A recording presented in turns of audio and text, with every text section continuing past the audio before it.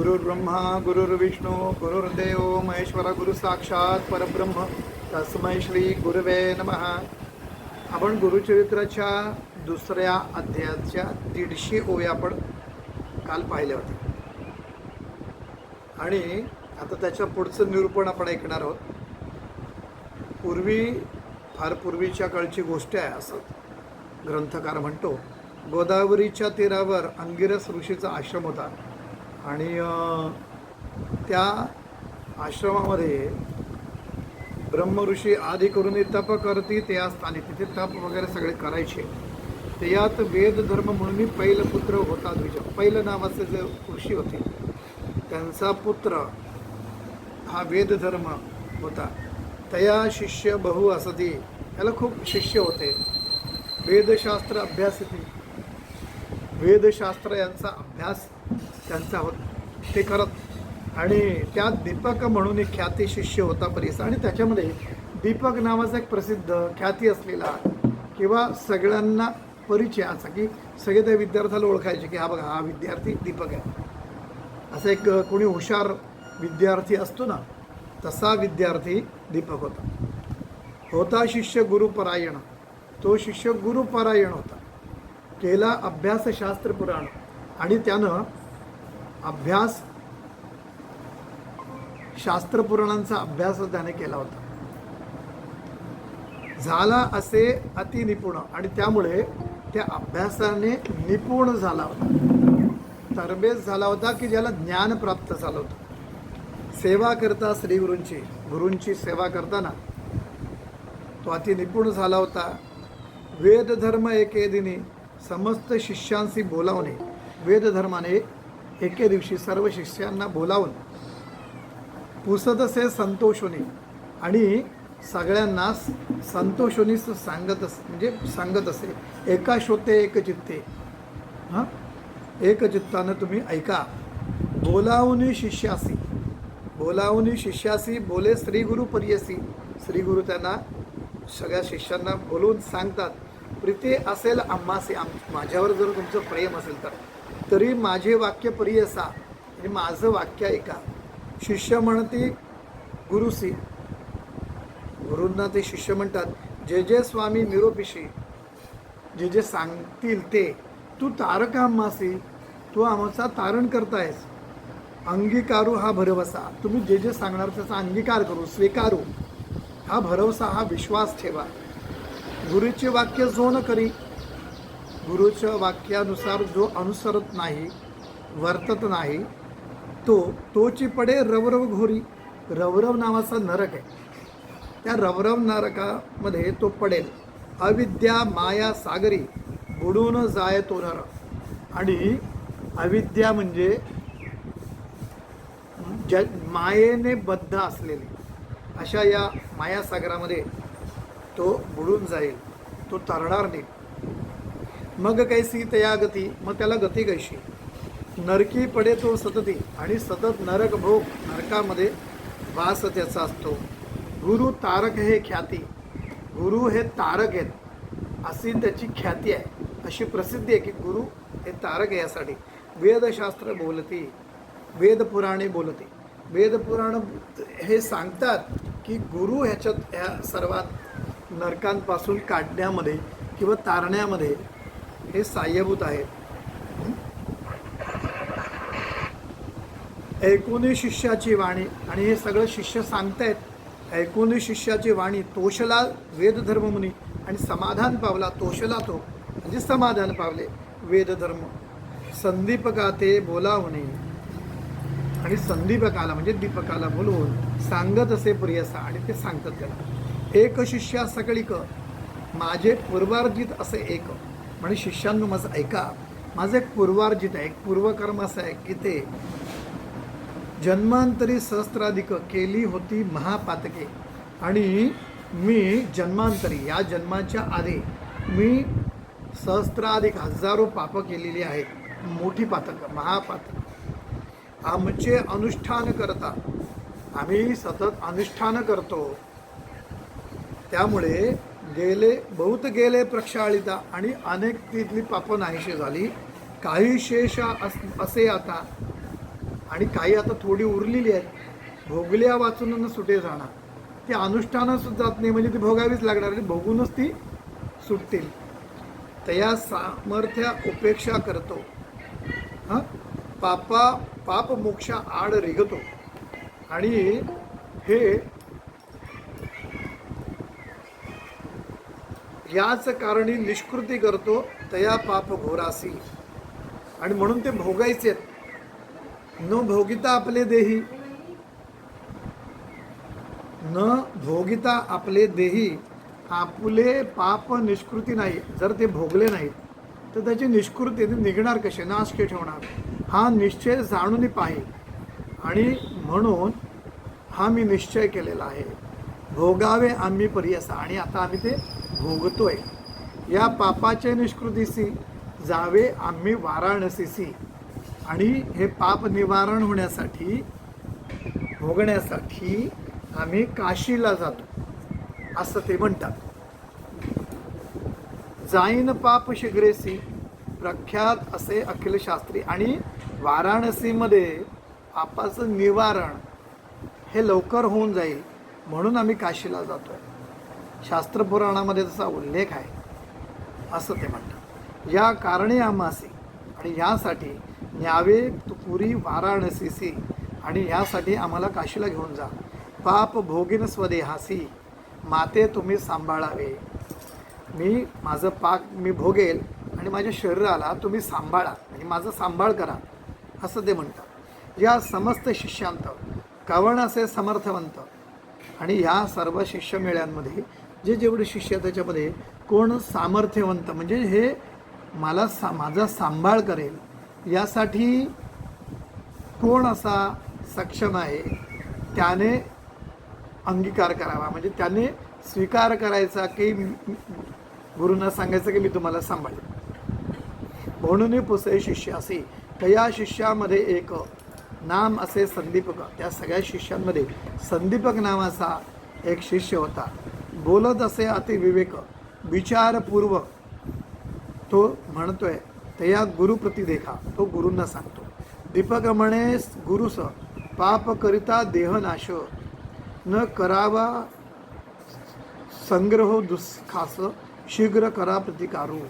आणि त्यावर उपाय करा लवकर, कारण त्याचे देहनाश होईल पापामुळे. त्यामुळे लवकर त्याचा प्रतिकार करा. वेद धर्म म्हणे ते असे, दृढ देह असता मनुष्याशी. तो म्हणतो की जेव्हा देहनाश शेवटी म्हातारपणामध्ये तुम्ही ते करा, आता नका करू. त्यावेळेला गुरु म्हणतात की आता दृढ देह असेल ना, त्यावेळेलाच आपण हे केलेलं चांगलं. शालन करावे पापासी, पुढे वाढे विषापरी. आणि ते विषापरी वाढतात, म्हणजे ते मुरतात. ती पाप खूप जुनी होतात आणि त्याचा तेवढाच आपल्याला प्रभाव होतो.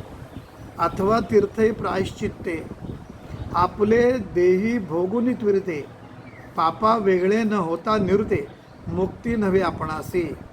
हां, तर तीर्थस्थानी प्रायश्चित्त करा. एकतर प्रायश्चित्त घ्या किंवा ते भोगून ते नाहीसं करा.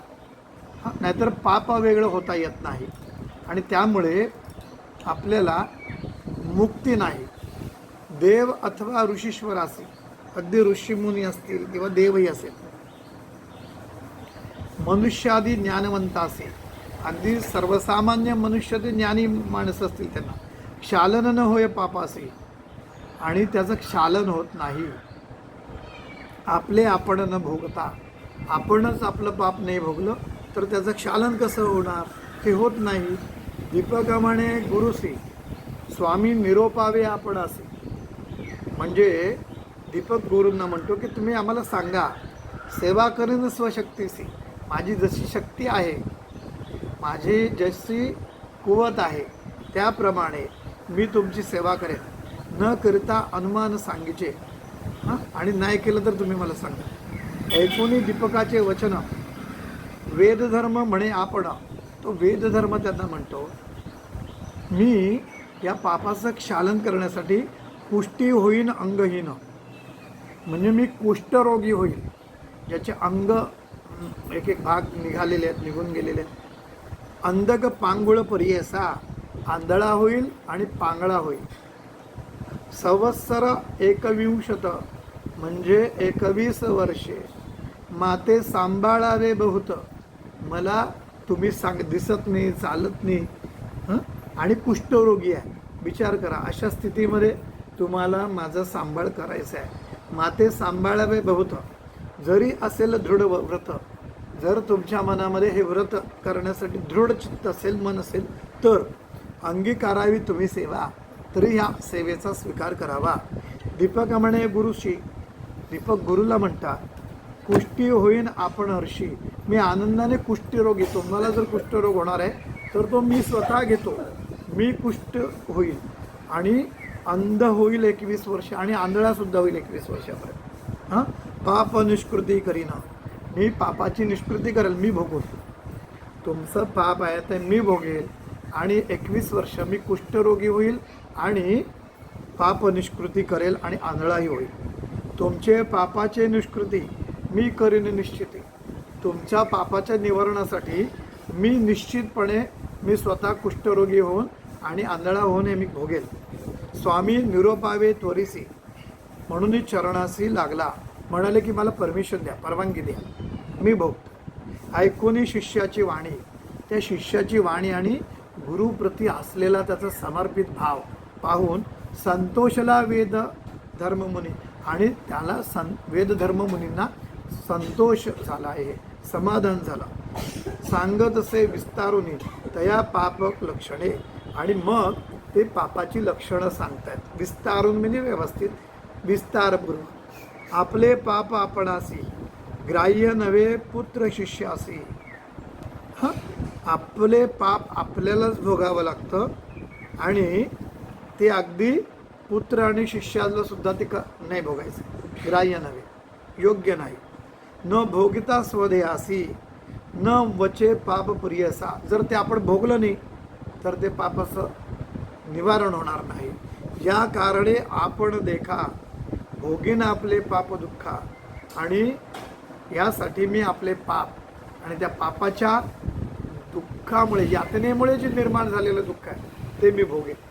सांभाळी मज तू संदीपका, हे संदीपका तू माझा सांभाळ कर 21 वर्षेपर्यंत, 21 वर्षापर्यंत तू सांभाळ कर. जे पीडिती रोगे देखा प्रतिपाळणारासी कष्ट देखा. बघ, हे लक्षात घे की तू तर माझा सांभाळ करणार आहेस, पण माझ्यापेक्षाही तुला जास्त त्रास होणार आहे.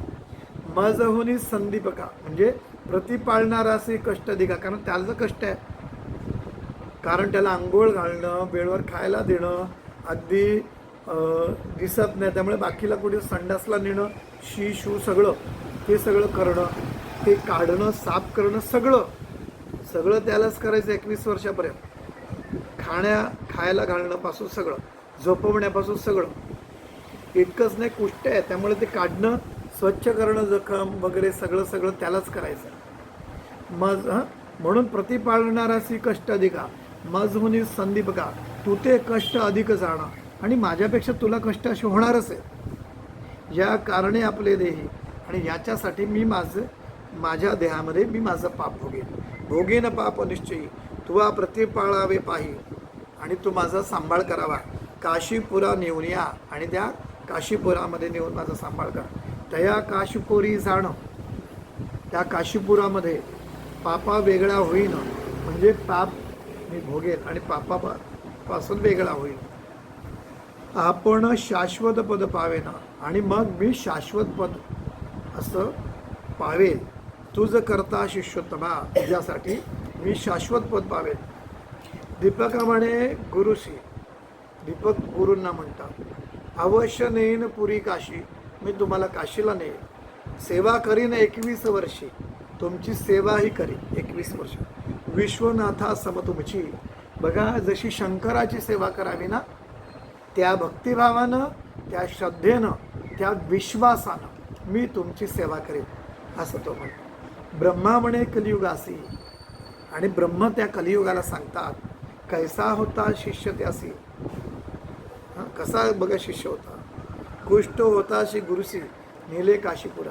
बघा कसा शिष्य होता तो, की त्यानं कुष्ठ झाल्यावर त्याने काशीपुरीला घेऊन गेला. मणिकर्णिका उत्तर देशी, मणिकर्णिकेच्या उत्तर देशी म्हणजे उत्तर भागामधल्या प्रदेशामध्ये कंबळेश्वर सन्निदेशी, कंबळेश्वर म्हणून आहे, तिथे त्याच्या बाजूला त्याच्या जवळ राहिले तेथे परियसी, आणि तिथे ते राहिले. गुरु शिष्य दोघे जण, बस दोघे जण राहिले, गुरु आणि शिष्य. स्नान करूनी मणिकर्णिकेसी, मणिकर्णिका घाटावर स्नान करून पूजा करते विश्वनाथासी, नंतर स्नान करून विश्वनाथाची पूजा करायची. प्रारब्ध भोग त्या गुरुसी, आणि गुरुला जो प्रारब्ध भोग आहे तो भोगित होता ते असताना त्याच्यामध्ये ते भोगत होता. कुष्ठ झाला बहुत, खूप कुष्ठरोग म्हणजे अख्खं अंगाभर कुष्ठरोग झाला. अक्षहीन म्हणजे डोळे गेले. अतिदुःखित आणि वेदना, त्या जखमेच्या वेदना. त्यामुळे अशा स्थितीमध्ये गुरु आहेत आणि संदीपक सेवा करीत, आणि तो संदीपक त्यांची सेवा करतोय. अतिभक्ती करून या, आणि अतिभक्तीने त्याची सेवा करतोय. व्यापला देह कष्टे बहुत, तुम्ही पडे रक्त, दुःखे व्यापला अनंत, अपस्मारी झाला जण. आणि हे सगळं करता करता त्यालाही त्रास आहेच. काय काय करायचं तर ते संपूर्ण देह कुष्ठरोगाने भरून गेला होता. त्याच्यातून पू आणि कृमी, किडे, अळ्या, ते आधी रक्त असं गळायचं. आणि ते गुरु हे त्या दुःखाने वेदनेने व्यापलेले आहेत. आणि अपस्मारी झाला जाणं. काय झालं? ज्याला फेफरे येते असते असा. आता फेफरे म्हणजे मला वाटतं काय माहिती नाही, सर्दी बिर्दी असेल. फेफरे म्हणजे चक्कर असं मला सांगितलेलं आहे, बघावं लागेल. भिक्षा मागुनी संदीपक, आणि ह्या अशा गुरूंना सांभाळण्यासाठी भिक्षा मागत होते संदीपक. गुरुशी आणून देत नित्य, आणि गुरुला ते खाण्यासाठी आणून देत होते.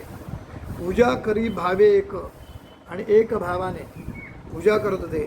विश्वनाथ स्वरूप म्हणत असे. माझे गुरु हे प्रत्यक्ष विश्वनाथ स्वरूप, शंकराचे स्वरूप मनामध्ये आणून, किंवा ते श्रीगुरु म्हणजेच विश्वेश्वर असं म्हणून त्यांची सेवा करत होता. रोगे करून पीडिता नरू, साधू जन होती क्रूर. आणि याच्यामध्ये परत सेवा तो करायला जायचा तरी चिडचिड व्हायचा. वेदना आहे तर चिडचिड, त्यामुळे साधूजन असून सुद्धा क्रूर, रागाने हे करायचे. तोची देखा द्विजवरू, आणि ब्राह्मण श्रेष्ठ. द्विजवरूचा द्विज म्हणजे ब्राह्मण, बरोबर आहे. होय क्रूर एखादे वेळी, आणि एखाद्या वेळेला तो काय करायचे? चिडायचं. भिक्षा आणता एके दिवशी, एखाद्या दिवशी तर भिक्षा आणली. न जेवे श्रीगुरु कोपेसी, आणि रागवंती श्रीगुरु जेवत नसे. स्वल्प आणले म्हणून क्लेशी, तर कधी कमीच आणली आहे म्हणून त्रास द्यायचे. सांडून देत भूमीवर, आणि ते जमिनीवर टाकून द्यायचे. जेरे दिवशी जाऊन शिष्य, आणि एखाद्या वेळेला शिष्य गेला आणि अन्न बहुवस, आणि पुष्कळ अन्न आणलं. मिष्टान्ने म्हणजे आणलं भरपूर, तर म्हणायचे मिष्टान्न ना, आणि म्हणून क्लेश, तू गोड वगैरे का नाही आणलं म्हणून त्रास द्यायचे. करता झाला प्रियसा, असं गुरु त्याची परीक्षा म्हणून त्रास देऊ लागले, आणि ते सहन करत होते. परोपरीचे पक्वान्न का नाणीशी म्हणे जाणं. अरे वेगवेगळे जे पक्वान्न आहेत बघा, आपण मिष्ठान्नाला पक्वान्न म्हणतो, पण मिष्ठान्न वेगळं आणि पक्वान्न वेगळं. पक्व अन्न याचा अर्थ आहे, पक्वान्न याचा अर्थ जे शिजवलेलं आहे, आणि जे गोड आहे त्याला मिष्ठान्न म्हणतात. तर हा लक्षात घ्या. लोक गोड धोड असेल तर पक्वान्न आहेत, पंचपक्वान्न म्हणजे, तर असं नाही. 5 प्रकारचे शिजवलेले प्रकार म्हणजे पक्वान्न, पंचपक्वान्न असा त्याचा खरा अर्थ आहे. परोपरीचे पक्वान्न का नाणीशी म्हणे जाण, कोपे मारू येत आपण, आणि मग ते त्याला मारायला सुद्धा येत होते. शाखा परोपरी मागत असे, भाजीवर ते मागायचे. जितके आणि मागून या, सर्वस्वे करत असे वाया, आणि ते वाया जात असे. कोपे देत असे शिव्या, आणि मग शिव्या देतात. परोपरी परियसा, आणि परोपरीने जेवढ्या म्हणजे तोंडाला येईल ते हे शिव्या सुद्धा द्यायचे. सवेची म्हणत वचने क्रूर, रागाने कोपायमान होऊन ते क्रूर शब्द बोलायचे. माते गांजले फार, अरे मला खूप त्रास देतोय तू, असं म्हणायचे. तू आमचे विष्ठामूत्र क्षण क्षणा धूत नाही. अरे आम्ही लघवी संडास केला, कारण ते सगळं जागेतच होतं, कारण ते पांगळे आहेत, कुष्ठ झालेले, कुठे नेणार आणि कसं करणार. त्यामुळे ते तू धूत नाही आमचं विष्ठामूत्र. खातात मज मक्षिका, आणि त्यामुळे माशा गोंगावतात आणि त्या माशा मला त्रास देतात, असं ते म्हणतात. कान निवारसी संधी बघा, अरे ह्याच्यातून निवारण का नाही करत, असं ते म्हणतात. सेवा करता म्हणे एका, भिक्षा नाणीसी म्हणत असे. आणि जेव्हा तो सेवा करून साफ हे करायला लागतो तर म्हणजे अरे भिक्षा नाही का आणायचं, आज काही उपाशीच राहायचं का. हां, अशा पद्धतीने दोन्ही बाजून ते बोलायचे. ज्या कारणे पाप गुण ऐसेची असते जाण, वोकट वाक्य निर्गुण पाप म्हणून जाणावे. आणि हे सगळं पापाचं आहे. पाप आपली पाप असे जेथे बहुत, दैन्य मत्सर वसे तेथ. पापाचं लक्षण आहे, त्यांनी सांगितलं तिथे दैन्य आहे, म्हणजे विपत्ती आहे, संकट आहे. मत्सर वसे तेथ, शुभाशुभ निर्णय कचित पापरूपे जाणावे. एखादे दैन्यकासी दुःखे प्राप्त होती कैसी, अपस्मार जे आसी पापरूप तोची जाणार. तर एखाद्याला दुःख वारंवार प्राप्त होतात, अपस्मार होतो, ते पापरूप जाणं, ही पापाची फळे आहेत. समस्त रोग असती देखा, नाना प्रकारचे रोग होतात. कुष्ठ, म्हणजे सर्व रोग एका ठिकाणीच. कुष्ठ 16 भाग नव्हे निका, म्हणजे संपूर्ण शरीर याने भरलेलं आहे आजारांनी. वेद धर्म द्विजय का कष्ट दसे येण्यापरी, सगळे रोग त्याला जडल्यानंतर. आणि अशा पद्धतीने तो कष्ट दसे असे गुरु, ऐसे गुरुचे गुण दोष. हे एवढं की ते रागावतात, चिडतात, शिव्या देतात, ओरडतात, मारतात सुद्धा. हे असून सुद्धा त्यांचे मनामध्ये संदीपक दोष कधी आणत नसते. ते मनात न आणि गुणदोष मनात न आणि तोची शिष्य. आणि ते मनामध्ये आपले गुरु हे असे वागतात, हे करतात, एवढं सेवा करून सुद्धा हे करतात वगैरे, असं कधी ते मनात आणत नाहीत. सेवा करी एक मानस तोच ईश्वर मानुनी. आणि आपले गुरु हे साक्षात ईश्वर म्हणजे शंकर आहेत, असं मानूनच त्यांची सेवा करत असते.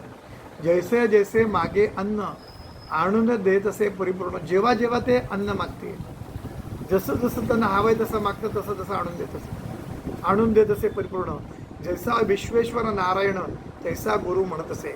अरे गुरु म्हणजे साक्षात शिव आणि विष्णूच आहेत, या भावनेनेच ते सगळं करत होता. काशी क्षेत्र थोर असता, न करी कदा तीर्थयात्रा, न जाय देवदर्शना सर्वथा गुरु सेवा वाचणे. आणि आता काशी क्षेत्र आहे, काशी यात्रेचे निरूपण पुढे आले की इकडं जा तिकडे जा तिकडे जा असं केलेलं आहे. बरीच देवस्थानं तिथे आहेत. आणि असं असताना देखील तो तीर्थ आचरत नव्हता, तिकडे दर्शनाला सुद्धा जात नव्हता. तो तीर्थयात्रा करायचा नाही, कुठल्या देवाच्या दर्शनाला जायचं नाही.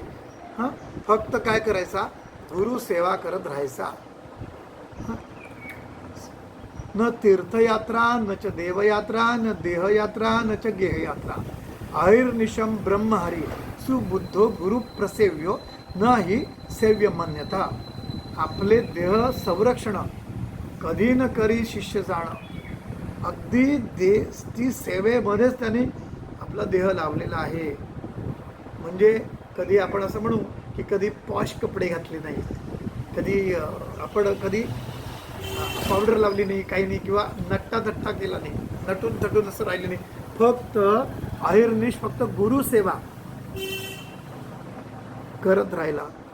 आपल्या शरीर धर्मासाठी त्याने काहीही केलं नाही. तर न करी शिष्य जाण लय लावून श्री गुरुचरणावर ध्यान लावून चित्ताचा लय साधण्याचा प्रयत्न करणारे कवणा सवे न बोलायचे आणि कोणाशी बोलायचं नाही. आपण आणि आपली गुरुसेवा एवढंच. अहोरात्र येणेपरी, अहोरात्र म्हणजे दिवस रात्र, या पद्धतीने ब्रह्मशिव म्हणे हरी गुरुची होय निर्धारी म्हणून सेवा करत असे. ब्रह्मा तोच, शिव तोच, हरी म्हणजे विष्णू तोच, हे सगळे गुरुच आहे. गुरु म्हणजे माझा ब्रह्मा विष्णू महेश्वर, हे जाणून फक्त त्यांची सेवा करत असे. गुरु बोले निष्ठुरेसी, कधी रागाने जर का कडक शब्द बोलले तर आपण मनी संतोषी, तर त्यांना समाधान व्हायचं. जे जे आपले त्याचे मानसी पाहिजे तसे वर्तत असे आणि गुरुच्या इच्छेसारखं वर्तत असे. वर्तता येणेपरी देख, अशा प्रकारे ते वर्तत असता. प्रसन्न होऊन पिनाक, आणि पिनाक म्हणजे शंकर, पिनाक नावाचं धनुष्य ज्याच्याकडे आहे तो म्हणजे शंकर. तर प्रसन्न होनी पिनाक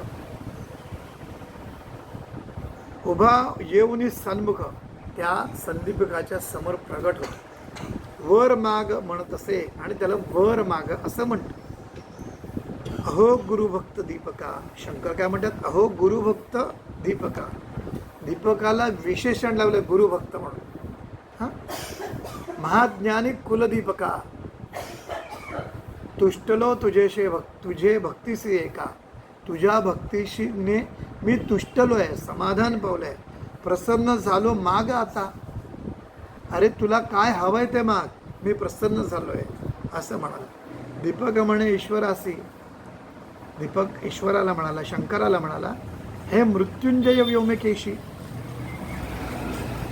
हे मृत्युंजय आहे शंकरा, हे व्योमकेशा, न पुसता आम्ही गुरुसी वर न घे सर्वथा. गुरूंनी सांगितलं घे तरच घेईल, कारण गुरुच्या आज्ञेमध्ये मी आहे. गुरुने सांगितलं तरच मी घेईल, नाहीतर नाही. अशा पद्धतीने ते शंकराला सांगतोय दीपक. म्हणून गेला गुरुपाशी, आणि तो नंतर दीपक शंकराला म्हणतो की मी गुरुच्या आज्ञेशिवाय नाही घेणार. गुरुची इच्छा असेल मी घ्यावं तर घेईन, कारण मी गुरुच्या आज्ञेत आहे. आणि म्हणून तो गुरुकडे गेला आणि गुरुला विनवत म्हणतो, विनवतच तयासी, गुरूंना च्या समोर जाऊन ते त्यांना विनंती करतोय. विश्वनाथ आम्हासे, साक्षात शंकर प्रसन्न होऊन आलासे, प्रसन्न होऊन आलेले आहेत. निरोप झाली आहे स्वामींचा, तुमचा जर का परवानगी मिळाली तर मागेन उपशम व्याधीचा, तर मी तुमचा जो आजार आहे ना तो उपशम होण्यासाठी, बरा होण्यासाठी उपाय मागेल असं ते म्हणाले. वर होता सदाशिवाचा, सदाशिवाचा वर प्राप्त झाल्यावर बरवे होईल म्हणत असे, मग तुम्ही बरे व्हाल असं ते म्हणतात. ऐकून या शिष्याचे वचन, असं शिष्याचं वचन ऐकून बोले गुरु कोपायमान, रागाने गुरु बोलतात.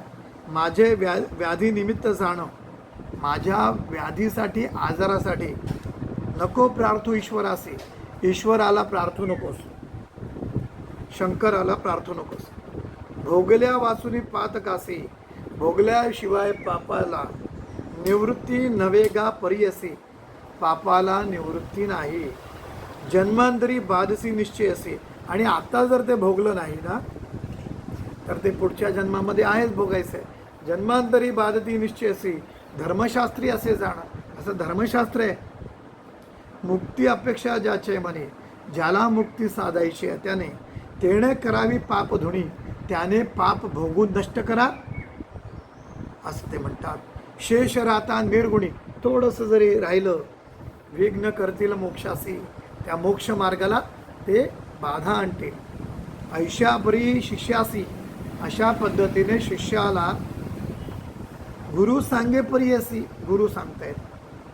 निरोप मागुनी श्री गुरुसी, गेला ईश्वरा सम्मुख, आणि मग गुरुला ची रजा घेऊन किंवा गुरुला वंदन करून नंतर ते शंकरासमोर आलेले आहेत. आणि नंतर तिथे शंकर उभेच आहेत. शंकर जाऊनी सांगे ईश्वरासी, आणि नंतर ते शंकराला सांगतात, न लगे वर आपणासी, मला वर वगैरे काही नको. ने गुरुच्या मानसी, माझ्या गुरुच्या मनात नाही की मला वर मिळावा, तो नको आहे तर मी नाही घेणार. केवी घेऊ म्हणसे, आणि मी घेऊ कसं, जर गुरुची इच्छा नाही आहे तर मी कसं घेणार, कारण मी गुरुच्या आज्ञेत आहे, गुरुच्या इच्छेनुसार वर्ततोय. विस्मय करून व्योमकेशी, आणि त्यावेळेला शंकर विचार करतोय, गेला निर्वाण मंडपासी, आणि तो नंतर शेवटी स्वर्गस्थानी आपल्या गेलेला आहे, आपल्या स्वस्थानी.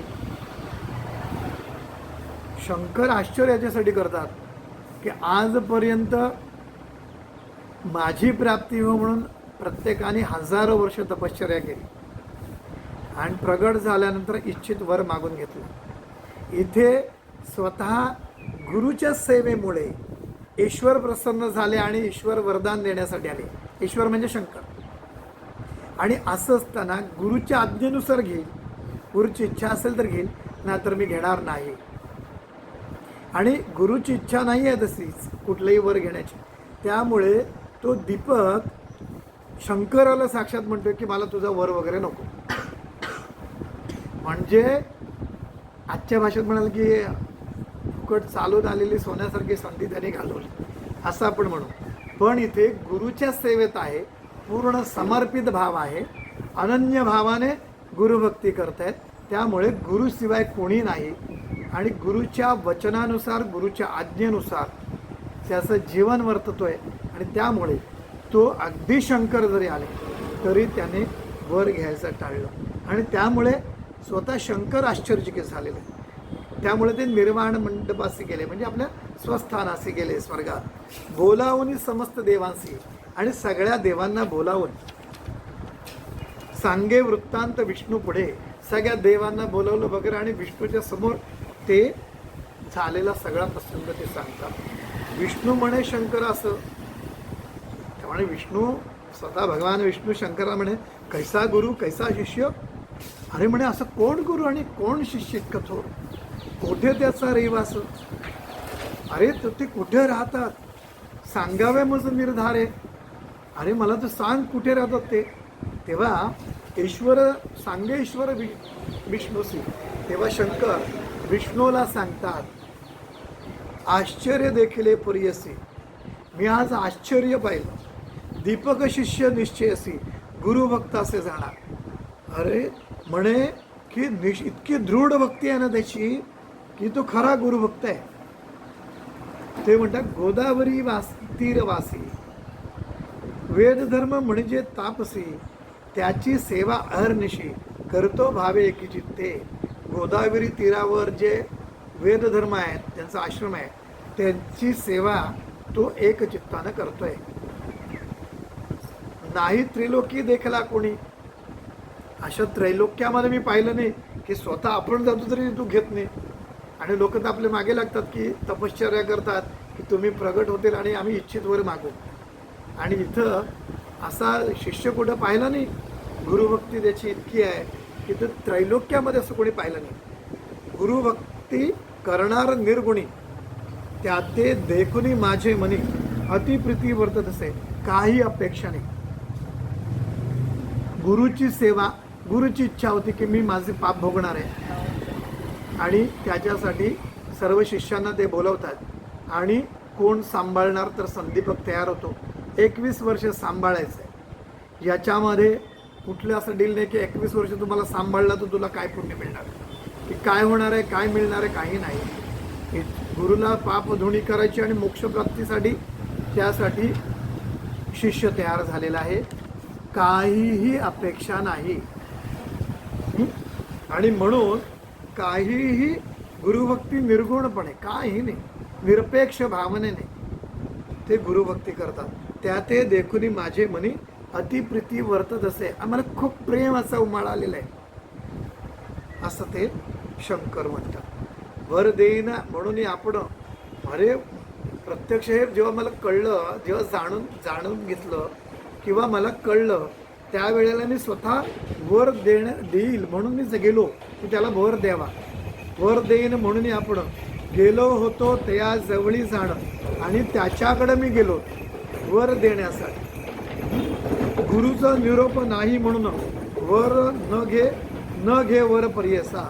आणि गुरुचा इच्छा नाहीये, गुरुची परमिशन नाहीये, परवानगी नाहीये, त्यामुळे मी वर घेणार नाही असं साक्षात शंकराला बोलता येतं की घेणार नाही. न घे वर परियसा आणि म्हणून तो वर घेत नाही.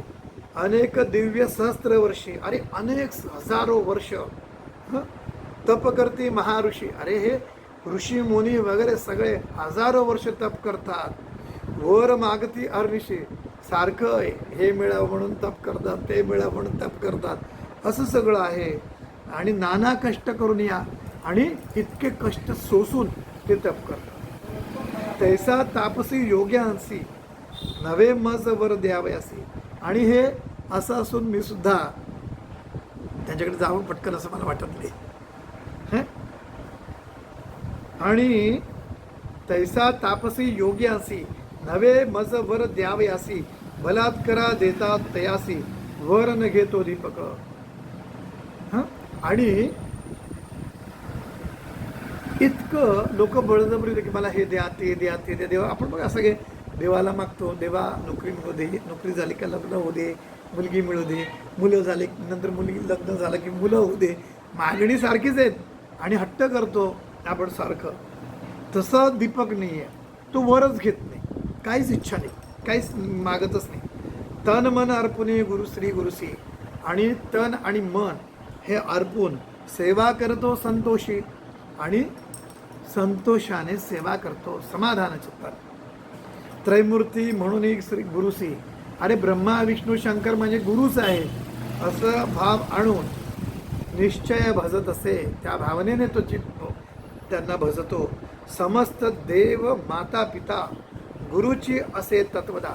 अरे सर्व देव आहेत ना, सगळे देव, सगळे आई वडील वगैरे, माझे आई पण तेच, माझे वडील पण तेच, सगळे देव तेच, असा भाव त्यांच्या गुरुच्या ठाई आहे. त्या गुरूंमध्ये तो सगळे देव आई वडील पाहतो.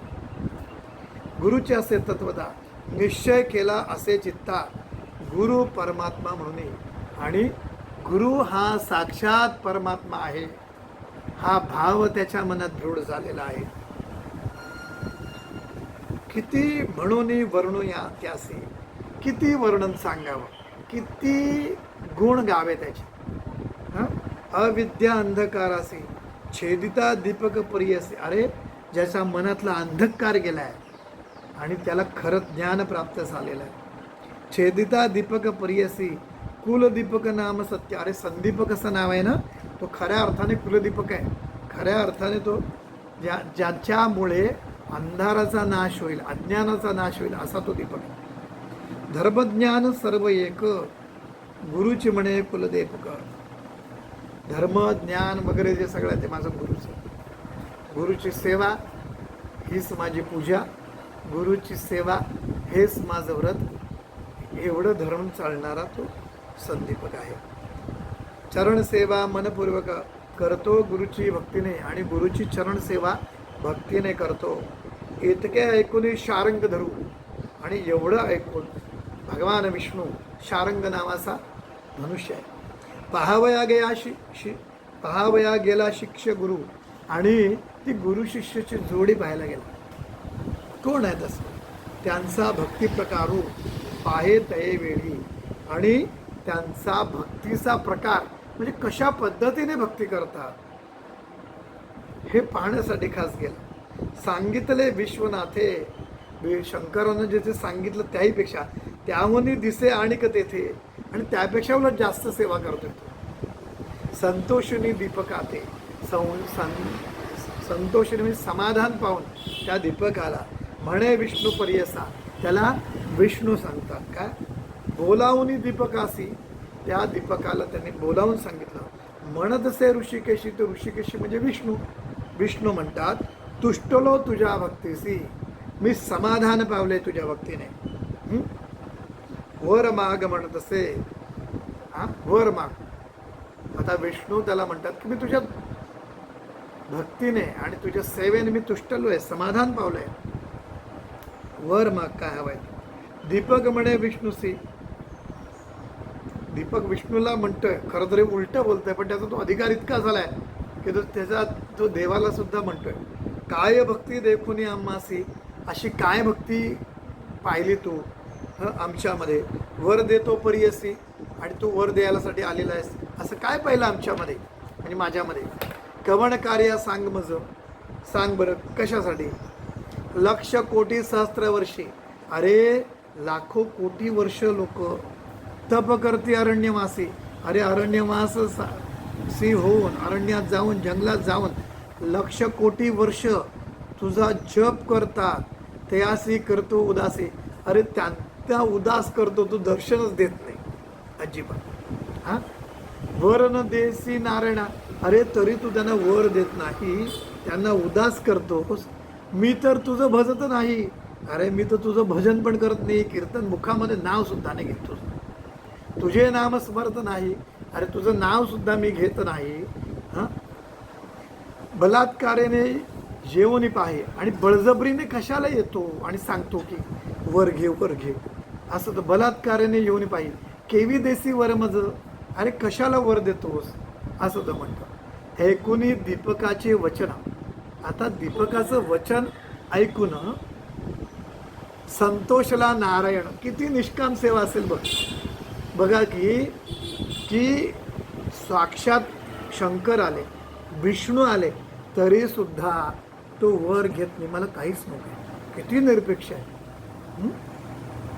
तर संतोषला नारायण सांगत असे विस्तारून तया दीपका प्रतिदेखा. आणि मग तो विस्तारून दीपकाला सांगतात, गुरुभक्ती करिसी निर्वाणसी. आणि तू जी गुरुभक्ती अगदी अत्यंत निष्ठेने जी करतो ना,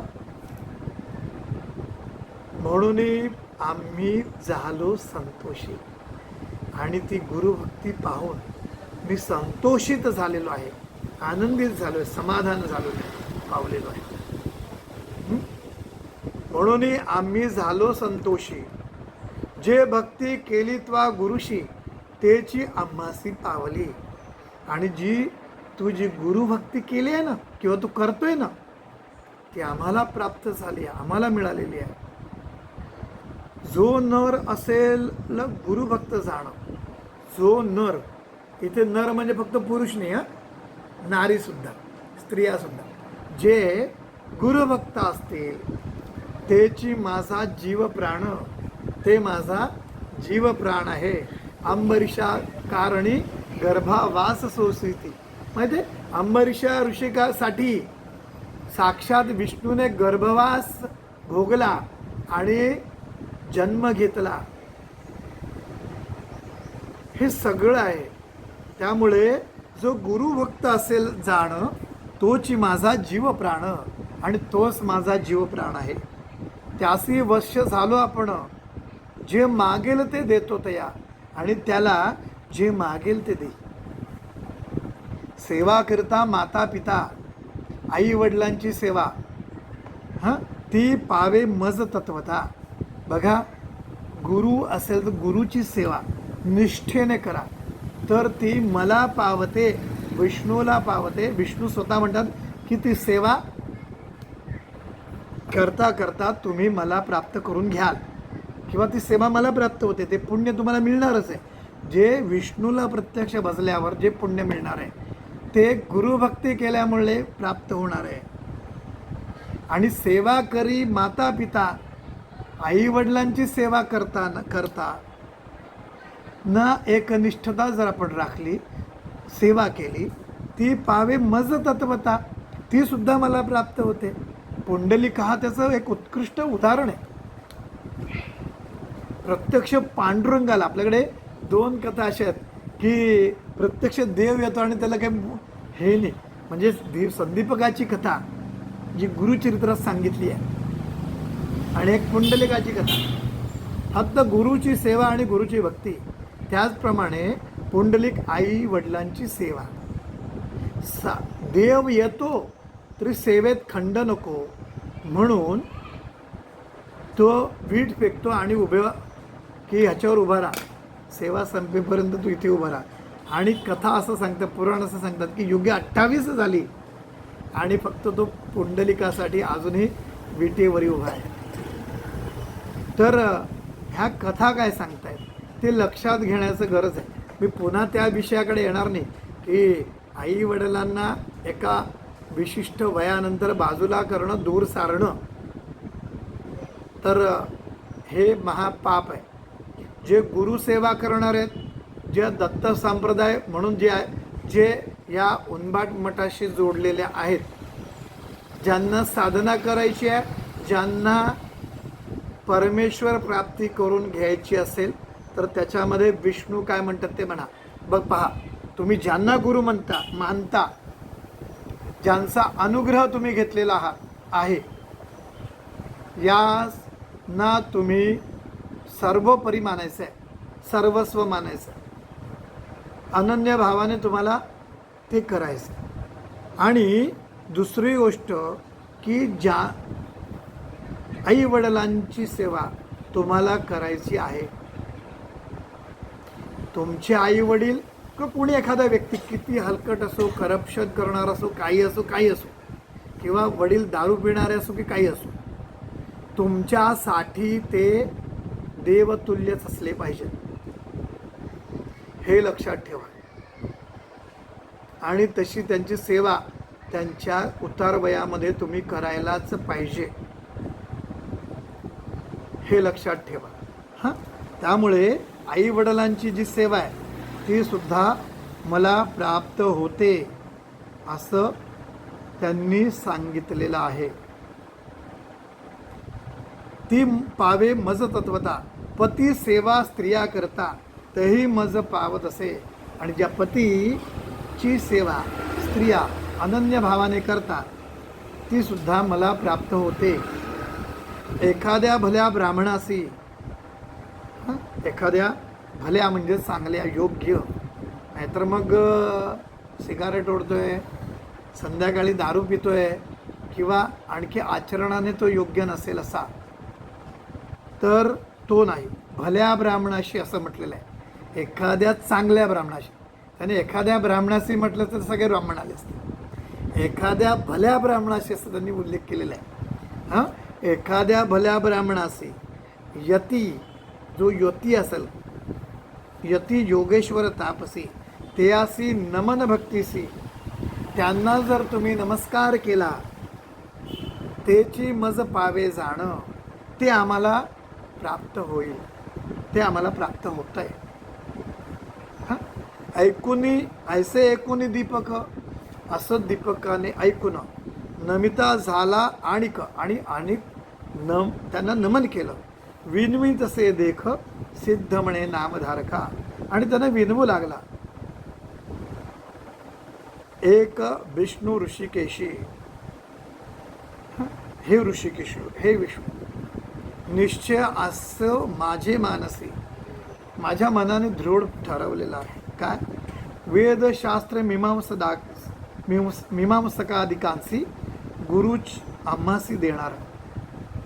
मला काय द्यायचं आहे ना ते माझा गुरु देईल, मी दुसऱ्याकडून काही घेणार नाही. किती विश्वास आहे बघा.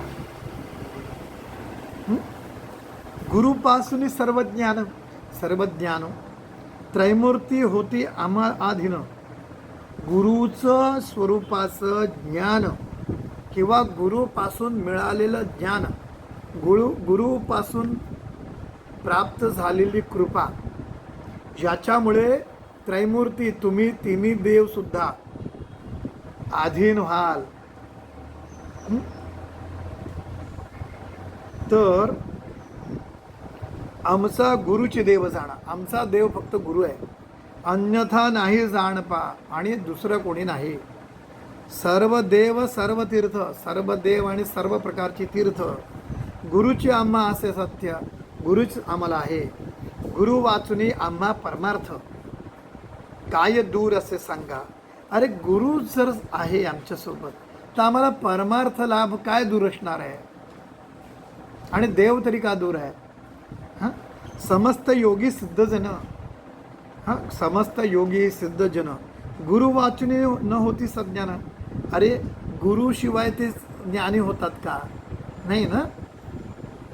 कृष्ण अवतारामध्ये सुद्धा संदीपनी ऋषी झाले, त्यांच्याकडे शिक्षण घेतलं. वसिष्ठ ऋषींकडे रामानं शिक्षण घेतलं. गुरुचा महिमा सांगतायत ते. गुरुवाचुनी आम्हा परमार्थ काय असे दूर सांग, समस्त योगी सिद्ध जन गुरुवाचुनी न होय सज्ञान. ज्ञान होता ईश्वर आपण, एकदा ज्ञानप्राप्ती झाल्यानंतर ईश्वर आपण केवी दूर सांगा. मग शिवप्राप्ती का दूर आहे मला? जो वर द्याल तुम्ही मज, तुम्ही जो मला वर देणार आहात ना मज, श्री गुरु देतो काय चोज. हां, त्याच्यामुळे वेगळे पण काय, गुरुसुद्धा आमचे तेच देणार आहेत. गुरुचं सामर्थ्य आहे, जे तुम्ही देऊ शकतायत ना ते आमचे गुरुसुद्धा आम्हाला देऊ शकतात, असं ते म्हणतात. या कारणे श्री गुरुराज भजत असे प्रियसा. आणि याच्यासाठी फक्त गुरुसेवा करतोय. मला गुरुचं सामर्थ्य माहिती आहे. गुरुला द्यायचं असेल तर गुरु तुम्ही जे देऊ शकतात ते मला आमचा गुरुसुद्धा आम्हाला देऊ शकतो. संतोषिनी नारायण, आणि संतोषिनी समाधान पाहून नारायण म्हणे, धन्य धन्य धन्य धन्य माझा प्राण. अरे तू माझा प्राण आहे, धन्य झालो. तू शिष्य शिरोरत्न, अरे सर्व शिष्यांमध्ये तू शिरोरत्न आहे.